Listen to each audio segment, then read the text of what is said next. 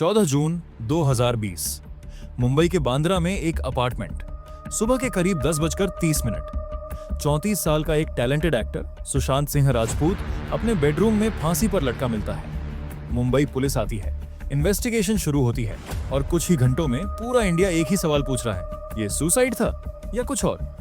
अगले 5 सालों में ये केस बन जाता है इंडिया की सबसे बड़ी मीडिया ट्रायल। सीबीआई इन्वेस्टिगेट करती है, एम्स के डॉक्टर्स जुटते हैं, एनसीबी ड्रग्स एंगल खोजती है, सुप्रीम कोर्ट इन्वॉल्व्ड होता है और सोशल मीडिया पर थ्योरीज की बाढ़ आ जाती है। रिया चक्रवर्ती को विछंट का सामना करना पड़ता है, बॉलीवुड माफिया के एलिगेशंस लगते हैं, दिशा सालियान के कनेक्शन की बातें होती हैं, सीसीटीवी फुटेज मिसिंग होने के दावे आते हैं। मगर मार्च 2025 में जब सीबीआई अपनी फाइनल क्लोजर रिपोर्ट दाखिल करती है तो एक क्लियर कंक्लूजन सामने आता है। लेकिन क्या वो पूरी सच्चाई है? क्या सारे सवालों के जवाब मिल गए हैं या अभी भी कुछ छूट गया है? Welcome to conspiracy files. My name is Ashish Yadav और आज हम इन्वेस्टिगेट करेंगे इंडिया के सबसे कंट्रोवर्शियल डेथ केस को। हम देखेंगे सारे एविडेंसेस, सारी इनकंसिस्टेंसीज और ट्राई करेंगे ये समझने की आखिर सच क्या है। क्योंकि ये सिर्फ एक एक्टर की मौत की कहानी नहीं है, ये है मेंटल हेल्थ की बात, बॉलीवुड के अंदरूनी पॉलिटिक्स की बात, मीडिया ट्रायल की ताकत की बात और सबसे बढ़कर एक यंग टैलेंटेड लाइफ के खो जाने की ट्रैजिक कहानी। तो चलिए शुरू करते हैं 14 जून 2020 की उस सुबह से। एक्ट 1। वो दिन 14 जून 2020 रविवार की सुबह। सुशांत सिंह राजपूत अपने बांद्रा के मोंट ब्लैंक अपार्टमेंट में रहते थे। उनके साथ थे उनके स्टाफ मेंबर्स, हाउस हेल्प और फ्लैटमेट सिद्धार्थ पिठानी। सुबह करीब 10:30 जब उनके रूम का दरवाजा काफी देर तक बंद रहा तो स्टाफ ने नॉक किया। कोई जवाब नहीं आया। इवेंचुअली दरवाजा तोड़ा गया और वो नजारा सामने आया जिसने पूरे इंडिया को हिला दिया। सुशांत अपने बेडरूम में सीलिंग फैन से लटके हुए थे। ग्रीन क्लॉथ से फांसी लगी हुई थी। मुंबई पुलिस तुरंत पहुंची। कूपर हॉस्पिटल में बॉडी ले जाई गई। इनिशियल इन्वेस्टिगेशन में पुलिस ने इसे एक्सीडेंटल डेथ रजिस्टर किया, मगर जल्द ही जब सुशांत के फादर के सिंह ने पटना में एफआईआर दर्ज कराई तो पूरा नैरेटिव बदल गया। के सिंह ने अपनी एफआईआर में रिया चक्रवर्ती और उसके परिवार पर सीरियस एलिगेशंस लगाए। उन्होंने कहा कि रिया ने सुशांत को मेंटली टॉर्चर किया, उनके पैसे चुराए, उन्हें ड्रग्स दी और सिस्टमैटिकली उन्हें आइसोलेट किया। यही वो पॉइंट था जब ये केस सिंपल सुसाइड से बदलकर एक पूरा कॉन्स्पिरेसी थ्योरी बन गया। अब यहां से इंटरेस्टिंग होता है, मुंबई पुलिस इन्वेस्टिगेट कर रही थी, लेकिन बिहार गवर्नमेंट ने डिमांड की कि केस सीबीआई को ट्रांसफर किया जाए। पॉलिटिकल प्रेशर बढ़ता गया, मीडिया फ्रेंजी शुरू हो गई और फाइनली सुप्रीम कोर्ट ने अगस्त 2020 में केस सीबीआई को सौंप दिया। Act 2 autopsy report. कितना क्लियर, कितना कंफ्यूजिंग। चलिए बात करते हैं उस ऑटोप्सी रिपोर्ट की जिसने सबसे ज्यादा कंफ्यूजन पैदा किया। कूपर हॉस्पिटल में पोस्टमार्टम हुआ। ऑफिशियल कंक्लूजन था एस्फिक्सिया ड्यू टू हैंगिंग, यानी फांसी के कारण दम घुटने से मौत। रिपोर्ट में कहा गया कि गर्दन पर वी शेप्ड लिगेचर मार्क है जो हैंगिंग का क्लासिक साइन है। इंटरनल इंजरीज होने के बारे में डिटेल्स दी गई और ऑफिशियली ये सुसाइड केस बन गया। मगर फिर आई इंडिया टुडे की फॉरेंसिक इन्वेस्टिगेशन और यहां से चीजें इंटरेस्टिंग हो गईं। इंडिया टुडे के एक्सपर्ट्स ने पॉइंट आउट किया कि ऑटोप्सी रिपोर्ट में कई इनकंसिस्टेंसीज हैं। पहली बात, बोन और टिश्यू डैमेज। सुशांत का वेट 82 से 84 किलो के बीच था। जब इतना वेट एक ग्रीन क्लॉथ से लटका हो तो गर्दन की हड्डियों और टिश्यूज को ज्यादा डैमेज होना चाहिए, मगर रिपोर्ट में वो लेवल का डैमेज नहीं दिखा। दूसरी बात, पेटिकियल हेमरेज। ये छोटे छोटे रेड स्पॉट्स होते हैं जो फेस और आईलिड्स पर दिखते हैं जब कोई हैंगिंग से मरता है। इनिशियल रिपोर्ट्स में इसका प्रॉपर मेंशन नहीं था। तीसरी बात, time stamps. Final autopsy report में प्रॉपर टाइम इंफॉर्मेशन नहीं थी, जो कि एक मैंडेटरी डिटेल है। चौथी बात, जीभ की पोजीशन। रिपोर्ट में लिखा था कि जीभ माउथ के अंदर थी, कोई फरोत नहीं, कोई खून नहीं। कुछ फॉरेंसिक एक्सपर्ट्स का कहना है कि टिपिकल हैंगिंग केसेस में ये थोड़ा अलग होता है। एम्स के forensic expert doctor Sudhir Gupta खुद एडमिट करते हैं कि मुंबई पुलिस को सेकंड ओपिनियन लेनी चाहिए थी। वो कहते हैं हाँ, कुछ प्रोसीजरल गैप्स थे, मगर इससे कंक्लूजन नहीं बदलता, ये सुसाइड ही है। तो यहाँ सिचुएशन ये है, ऑफिशियल कंक्लूजन तो सुसाइड है, मगर प्रोसेस में कुछ चूकें हुई जिन्होंने लोगों के मन में डाउट पैदा किया। एक्ट 3 रिया चक्रवर्ती, विलेन या विक्टिम। अब बात करते हैं शायद इस पूरे केस के सबसे कंट्रोवर्शियल फिगर की, रिया चक्रवर्ती, सुशांत की गर्लफ्रेंड जो ओवरनाइट बन गई इंडिया की मोस्ट हेटेड वुमन। सुशांत के फादर की एफआईआर में रिया पर बहुत सीरियस एलिगेशंस थे। उन्होंने कहा कि रिया ने सुशांत के 15 करोड़ रुपए चुराए, कि उसने सुशांत को ड्रग्स दी, कि उसने सिस्टमैटिकली सुशांत को उनके फैमिली और फ्रेंड्स से आइसोलेट किया, कि उसने मेंटल टॉर्चर किया। मीडिया ने इन एलिगेशंस को इस तरह कवर किया जैसे ये प्रूवन फैक्ट्स हों। रिया की चारों तरफ विच हंट शुरू हो गई। न्यूज चैनल्स पर उसे गोल्ड डिगर, मर्डरर, हर तरह के नाम दिए गए। एनसीबी ने ड्रग्स एंगल इन्वेस्टिगेट किया और सितंबर 2020 में रिया को अरेस्ट कर लिया। एलिगेशन था कि उसने सुशांत के लिए ड्रग्स प्रोक्योर की। रिया को करीब 1 महीना जेल में रहना पड़ा। इवेंचुअली बॉम्बे हाई कोर्ट ने उसे बेल दे दी। अब यहाँ इंटरेस्टिंग पॉइंट है, बॉम्बे हाई कोर्ट के जस्टिस सारंग कोतवाल ने अपने बेल ऑर्डर में बहुत इंपॉर्टेंट ऑब्जर्वेशंस दिए। उन्होंने कहा कि रिया किसी ड्रग डीलर चेन का पार्ट नहीं है, उसने कोई कमर्शियल क्वांटिटी में ड्रग्स नहीं खरीदी, जो भी था वो पर्सनल कंजम्पशन के लिए था। कोर्ट ने क्लियरली कहा, she was not part of a chain of drug dealers, she has not forwarded the drugs allegedly procured by her to somebody else to earn monetary or other benefits. Mumbai police की financial investigation में भी पाया गया कि सुशांत के account से रिया को कोई अनऑथराइज्ड मनी ट्रांसफर नहीं हुआ। जो भी ट्रांजैक्शंस थे वो नॉर्मल रिलेशनशिप एक्सपेंसेस थे। और फाइनली मार्च 2025 में जब सीबीआई ने अपनी क्लोजर रिपोर्ट फाइल की तो उसमें रिया और उसके परिवार को पूरी तरह क्लीन चिट दी गई। सीबीआई ने कहा, कोई एविडेंस नहीं मिला कि किसी ने सुशांत को सुसाइड के लिए एबेट किया। तो यहां रियलिटी चेक ये है, जिस वुमन को पूरे इंडिया ने 2020 में विलेन बना दिया, इन्वेस्टिगेशंस ने उसे इनोसेंट पाया, मगर तब तक डैमेज हो चुका था। रिया की रेपुटेशन, करियर, मेंटल हेल्थ सब कुछ बर्बाद हो गया था। रिया ने बाद में इंटरव्यूज में कहा, मुझे नहीं पता था कि लव करने की इतनी बड़ी कीमत चुकानी पड़ेगी। मैंने सुशांत से जेन्युइन प्यार किया था। हाँ, हमारे बीच प्रॉब्लम्स थे, हम टूट गए थे, मगर मैंने उन्हें कभी नुकसान नहीं पहुंचाया। एक्ट 4, दिशा सालियान कनेक्शन, कोइंसिडेंस या कॉन्स्पिरेसी। अब आते हैं शायद इस पूरे केस की सबसे मिस्टेरियस एंगल पर, दिशा सालियान। दिशा सालियान कौन थी? वो एक सेलिब्रिटी मैनेजर थी और कुछ समय के लिए वो सुशांत की भी मैनेजर रही थी। 8 जून 2020 को सुशांत की मौत से ठीक 6 दिन पहले दिशा की मिस्टीरियस डेथ हो जाती है। वो मलाड की एक बिल्डिंग की 14वीं फ्लोर से गिर जाती है। इनिशियल इन्वेस्टिगेशन में मुंबई पुलिस ने इसे एक्सीडेंट बताया। कहा गया कि दिशा एक पार्टी में थी, शराब पी थी और एक्सीडेंटली गिर गई। मगर सोशल मीडिया पर थ्योरीज शुरू हो गईं। लोगों ने कहा, यह बहुत बड़ा कोइंसिडेंस है, सुशांत की मैनेजर पहले मरती है, फिर 6 दिन बाद सुशांत। कनेक्शंस बनाए जाने लगे। थ्योरीज आने लगी कि शायद दिशा को कुछ पता था, शायद वो किसी बड़े रैकेट की जानकारी रखती थी और इसलिए उसे चुप कराया गया। कुछ लोगों ने तो ये भी क्लेम किया कि दिशा के साथ असॉल्ट हुआ और फिर उसे मार दिया गया। इन थ्योरीज में आदित्य ठाकरे का भी नाम आया, हालांकि कोई सॉलिड एविडेंस नहीं था। मुंबई पुलिस ने बार बार कहा कि दिशा की डेथ एक्सीडेंटल थी। उसके बॉयफ्रेंड ने भी सेम स्टेटमेंट दिया, मगर डाउट्स बने रहे। मार्च 2025 में सीबीआई ने अपनी इन्वेस्टिगेशन कंप्लीट की और उनका कंक्लूजन था, दिशा की डेथ एक्सीडेंटल थी। कोई फॉल प्ले नहीं था, उसकी डेथ और सुशांत की डेथ के बीच कोई कनेक्शन नहीं था। मगर इंटरेस्टिंग बात यह है कि दिशा के फादर सतीश सालियान अभी भी इस कंक्लूजन को एक्सेप्ट नहीं करते। वो अभी भी बिलीव करते हैं कि उनकी बेटी के साथ कुछ गड़बड़ हुआ। 2025 में उन्होंने फिर से फ्रेश इन्वेस्टिगेशन की डिमांड की। अब यहाँ सवाल यह है, क्या ये सच में कोइंसिडेंस है?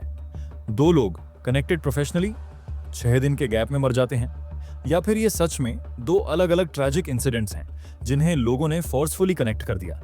सीबीआई और फॉरेंसिक एक्सपर्ट्स का कहना है कि कोई कनेक्शन नहीं है, मगर ये टाइमिंग इतनी सस्पिशियस है कि लोगों के मन में डाउट रहता है।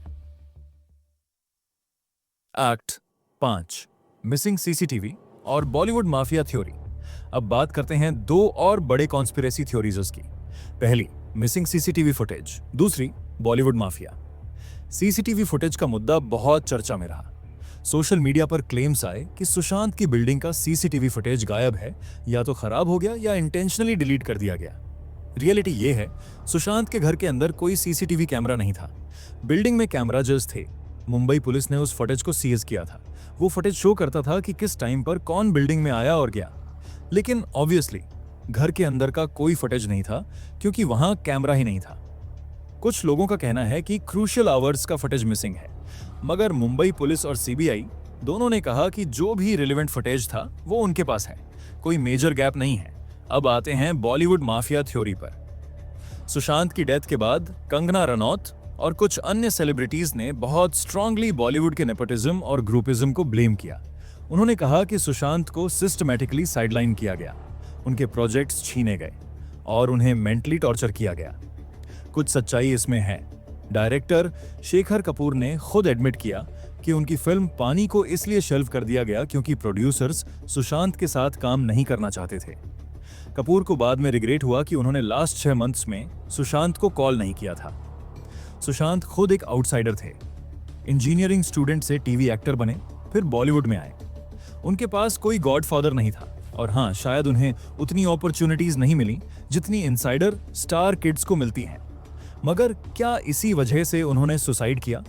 क्या सिर्फ करियर प्रेशर से कोई इतना बड़ा स्टेप उठा सकता है? एक्टर सैफ अली खान ने एक सेंसिबल पॉइंट दिया था। उन्होंने कहा, फिल्में नहीं मिलने से डिप्रेशन नहीं होता, लाइफ में और भी चीजें होती हैं। Personal relationships, mental health issues, genetic factors, सब कुछ कंट्रीब्यूट करता है। और ये बात सही है। सुशांत को बाइपोलर डिसऑर्डर डायग्नोज किया गया था। वो मेडिकेशन ले रहे थे। उनकी रिया के साथ रिलेशनशिप खत्म हो गई थी। दिशा सालियान की सडन डेथ ने उन्हें डिस्टर्ब किया था। लॉकडाउन की वजह से वो आइसोलेटेड महसूस कर रहे थे, अपने फैमिली से दूर थे। मिनिस्ट्री ऑफ होम अफेयर्स ने 2020 में कंफर्म किया था कि बॉलीवुड में ड्रग्स नेक्सस है। एनसीबी ने इन्वेस्टिगेशन की, कुछ सेलिब्रिटीज के नाम आए, मगर ये एक अलग मुद्दा था। इसे डायरेक्टली सुशांत की सुसाइड से लिंक करना मुश्किल है। तो बॉलीवुड माफिया थ्योरी का कंक्लूजन क्या है? हाँ, नेपोटिज्म है। हाँ, ग्रुपिज्म है। हाँ, सुशांत को शायद वो रिस्पेक्ट नहीं मिली जो मिलनी चाहिए थी। मगर क्या इसी वजह से उन्होंने अपनी जान दे दी? प्रोबेबली नहीं। ये उनकी ओवरऑल मेंटल स्टेट का एक फैक्टर था, मगर सोल रीजन नहीं। एक्ट 6, गूगल सर्चेज, सुसाइड के संकेत। अब आते हैं शायद सबसे डिस्टर्बिंग एविडेंस पर, सुशांत के Google searches. Mumbai police commissioner ने रिवील किया था कि सुशांत ने अपनी डेथ से कुछ दिन पहले क्या क्या सर्च किया था, और वो सर्चेज सच में चिलिंग है। उन्होंने सर्च किया पेनलेस डेथ, दर्द रहित मौत। उन्होंने सर्च किया स्किज़ोफ्रेनिया, बॉयसिज्म, bipolar disorder, mental health conditions के बारे में। उन्होंने अपना खुद का नाम सर्च किया और न्यूज आर्टिकल्स पढ़े। ये सर्चेज क्लियरली इंडिकेट करती हैं कि सुशांत अपनी मेंटल हेल्थ को लेकर कंसर्न्ड थे। वो अपनी कंडीशन को समझने की कोशिश कर रहे थे और सबसे ट्रबलिंग, वो पेनलेस डेथ के बारे में सोच रहे थे। कॉन्टेक्स्ट ये है कि सुशांत को बाइपोलर डिसऑर्डर डायग्नोज हुआ था। उन्हें मेडिकेशन प्रिस्क्राइब की गई थी, मगर रिपोर्ट्स के अनुसार उन्होंने कुछ समय से मेडिकेशन लेना बंद कर दिया था। दिशा सालियान की डेथ के बाद सुशांत को डर था कि उन्हें इसमें इम्प्लीकेट किया जा सकता है। उन्हें एंग्जाइटी हो रही थी। वो सोच रहे थे कि मीडिया उनके पीछे पड़ेगी। ये सारी चीजें कंबाइन होकर एक बहुत डार्क मेंटल स्पेस क्रिएट कर रही थीं, और वो गूगल सर्चेज उस मेंटल स्टेट की एक ग्लिम्प्स देती हैं। एक्ट 7, सीबीआई की फाइनल रिपोर्ट, केस क्लोज्ड। मार्च 2025, 4.5 साल की इंटेंसिव इन्वेस्टिगेशन के बाद सीबीआई फाइनली अपनी क्लोजर रिपोर्ट फाइल करती है और उनका कंक्लूजन क्लियर है। सुशांत सिंह राजपूत की डेथ सुसाइड थी। कोई फाउल प्ले नहीं था। किसी ने उन्हें एबेट नहीं किया। सीबीआई ने अमेरिकन एजेंसीज की हेल्प भी ली थी। फॉरेंसिक एक्सपर्ट से कंसल्ट किया था। एम्स के डॉक्टर्स से मल्टीपल राउंड्स की डिस्कशन हुई थी। फाइनेंशियल रिकॉर्ड्स चेक किए गए, फोन रिकॉर्ड्स एनालाइज किए गए। हर पॉसिबल एंगल को इन्वेस्टिगेट किया गया और हर इन्वेस्टिगेशन ने सेम कंक्लूजन दिया, सुसाइड। रिया चक्रवर्ती और उसके परिवार को पूरी तरह क्लीन चिट दे दी गई। सीबीआई ने कहा कि फाइनेंशियल इरेगुलरिटीज का कोई एविडेंस नहीं मिला, एबेटमेंट टू सुसाइड का कोई प्रूफ नहीं मिला। दिशा सालियान केस को भी सेपरेटली इन्वेस्टिगेट किया गया। Conclusion, accidental death. सुशांत की डेथ से कोई कनेक्शन नहीं। एम्स के डॉक्टर सुधीर गुप्ता ने कैटेगोरिकली कहा था, यह सुसाइड का केस है, मर्डर को पूरी तरह रूल आउट किया जा सकता है। 8 अप्रैल 2025 को कोर्ट को यह क्लोजर रिपोर्ट अप्रूव करनी थी और टेक्निकली केस क्लोज हो जाता। एक्ट 8, तो फिर सच क्या है? तो इतनी लंबी इन्वेस्टिगेशन के बाद, इतने सारे थ्योरीज के बाद सच क्या है? ऑफिशियल आंसर तो क्लियर है। सुशांत सिंह राजपूत ने सुसाइड किया। कोई मर्डर नहीं हुआ, कोई कॉन्स्पिरेसी नहीं थी, कोई बॉलीवुड माफिया इन्वॉल्वमेंट नहीं था, रिया चक्रवर्ती दोषी नहीं थी। मगर फिर भी कुछ सवाल रह जाते हैं। ऑटोप्सी रिपोर्ट में जो इनकंसिस्टेंसीज थीं, वो क्यों थीं? अगर सब कुछ इतना स्ट्रेट फॉरवर्ड था, तो मुंबई पुलिस ने इनिशियली इतना डिफेंसिव क्यों बिहेव किया? बिहार पुलिस के साथ कोऑपरेट क्यों नहीं किया? फॉर्मर बिहार डीजीपी गुप्तेश्वर पांडे ने 2025 में कहा था, अगर मुंबई पुलिस ने सही तरीके से इन्वेस्टिगेशन की होती, अगर ट्रांसपेरेंट रहे होते, तो शायद इतने डाउट्स नहीं होते। उन्होंने जिस तरह से हैंडल किया, उससे नेचुरली सस्पिशन बढ़ा। और ये बात सही है। इन्वेस्टिगेशन की जो इनिशियल हैंडलिंग हुई, वो क्वेश्चनेबल थी और इसी वजह से लोगों के मन में डाउट्स पैदा हुए। मगर डाउट्स होने का मतलब ये नहीं कि कॉन्स्पिरेसी सच है। 4.5 साल की सीबीआई इन्वेस्टिगेशन कोई मामूली बात नहीं है। अगर सच में कुछ फॉल प्ले होता तो इतनी लंबी इन्वेस्टिगेशन में कुछ तो एविडेंस मिलता। असल सच शायद ये है, सुशांत सिंह राजपूत एक talented, intelligent, sensitive young man थे जो मल्टीपल इश्यूज से जूझ रहे थे। बाइपोलर डिसऑर्डर एक सीरियस मेंटल हेल्थ कंडीशन है। वो मेडिकेशन ले रहे थे, फिर शायद बंद कर दी। लॉकडाउन की वजह से आइसोलेशन बढ़ गया, रिलेशनशिप टूट गया, प्रोफेशनल डिसअपॉइंटमेंट्स थे, दिशा की सडन डेथ ने उन्हें डिस्टर्ब किया। ये सारी चीजें कंबाइन होकर एक ऐसी सिचुएशन क्रिएट हो गई जहां उन्होंने एक इंपल्सिव डिसीजन ले लिया, एक tragic, heart breaking decision. Bollywood में नेपोटिज्म है, हाँ। ग्रुपिज्म है, हाँ। आउटसाइडर्स को मुश्किलें होती हैं, हाँ। मगर क्या इसी वजह से सुशांत ने सुसाइड किया? प्रोबेबली नहीं। ये एक कंट्रीब्यूटिंग फैक्टर था, मगर सोल रीजन नहीं। रिया चक्रवर्ती ने सुशांत को हर्ट किया, शायद। रिलेशनशिप्स में प्रॉब्लम्स होती हैं, ब्रेकअप्स पेनफुल होते हैं, मगर क्या उसने इंटेंशनली सुशांत को हार्म पहुंचाया या उन्हें सुसाइड के लिए पुश किया? एविडेंस के मुताबिक नहीं। एक्ट 9 सबक, मेंटल हेल्थ और मीडिया ट्रायल। इस पूरे केस से दो बहुत बड़े सबक मिलते हैं। पहला, मेंटल हेल्थ। सुशांत की डेथ ने इंडिया में मेंटल हेल्थ अवेयरनेस की बहुत बड़ी कन्वर्सेशन शुरू की। लोगों को रियलाइजन हुआ कि डिप्रेशन, बाइपोलर डिसऑर्डर, एंजाइटी ये रियल मेडिकल कंडीशंस हैं। ये सिर्फ वीकनेस या अटेंशन सीकिंग नहीं है। अगर सुशांत ने अपनी मेडिकेशन कंटिन्यू रखी होती, अगर उन्हें प्रॉपर थेरेपी मिली होती, अगर लॉकडाउन में वो अपने फैमिली के साथ होते, तो शायद आउटकम अलग होता। मेंटल हेल्थ को उतनी ही सीरियसली लेना चाहिए जितनी फिजिकल हेल्थ को। दूसरा सबक, मीडिया ट्रायल की ताकत और खतरा। रिया चक्रवर्ती के साथ जो हुआ वो एक क्लासिक एग्जाम्पल है मीडिया ट्रायल का। बिना किसी सॉलिड एविडेंस के उसे पूरे नेशन के सामने विलेन बना दिया गया। उसकी रेप्यूटेशन डिस्ट्रॉय हो गई, उसे जेल भेज दिया गया, और फाइनली जब इन्वेस्टिगेशंस ने उसे इनोसेंट पाया तो तब तक डैमेज हो चुका था। किसी ने सॉरी नहीं कहा, कोई अकाउंटेबिलिटी नहीं ली। सोशल मीडिया की मॉब मेंटालिटी बहुत डेंजरस है। हैशटैग्स ट्रेंड करते हैं, लोग जजमेंट्स पास करते हैं बिना सारे फैक्ट्स जाने। सुशांत का केस हमें रिमाइंड करता है कि कितना आसान है किसी को विलेनाइज करना और कितना मुश्किल उस डैमेज को अंडू करना। तो ये थी सुशांत सिंह राजपूत डेथ केस की पूरी कहानी। Official conclusion, suicide. सीबीआई की 4.5 साल की इन्वेस्टिगेशन, कोई फाउल प्ले नहीं। रिया चक्रवर्ती इनोसेंट। दिशा सालियान कनेक्शन, कोई लिंक नहीं। बॉलीवुड माफिया एक कंट्रीब्यूटिंग फैक्टर, मगर डायरेक्ट कॉज नहीं। क्या सारे सवालों के जवाब मिल गए? शायद नहीं। कुछ डाउट्स हमेशा रहेंगे। ऑटोप्सी की इनकंसिस्टेंसीज, मुंबई पुलिस की इनिशियल हैंडलिंग, टाइमिंग की सस्पिशियस नेचर, ये चीजें लोगों के मन में रहेंगी। मगर एविडेंस के बेसिस पर जो कंक्लूजन सबसे लॉजिकल है वो यही है कि सुशांत सिंह राजपूत ने मेंटल हेल्थ इश्यूज की वजह से सुसाइड किया। एक टैलेंटेड यंग लाइफ खो गई, एक ट्रैजिक एंडिंग हुई एक प्रॉमिसिंग करियर की। और शायद असल कॉन्स्पिरेसी ये नहीं है कि कोई उन्हें मारने आया था। असल ट्रेजेडी ये है कि हम एक यंग मैन को नहीं बचा सके जो मेंटली स्ट्रगल कर रहा था। आप क्या सोचते हैं? क्या आप सीबीआई के कंक्लूजन से एग्री करते हैं या फिर आपको लगता है कि अभी भी कुछ छूट गया है? हमें इंस्टाग्राम पर डीएम करें या ईमेल करें, मुझे आपके थॉट्स सुनने हैं। अगले हफ्ते एक और मिस्ट्री, एक और अनसॉल्व्ड केस, एक और कॉन्स्पिरेसी। तब तक मेंटल हेल्थ का ख्याल रखिए, अपने लव्ड वंस का ख्याल रखिए और याद रखिए जो स्क्रीन पर दिखता है वो पूरी सच्चाई नहीं होती। मैं आशीष यादव हूं और ये थी द कॉन्स्पिरेसी फाइल्स।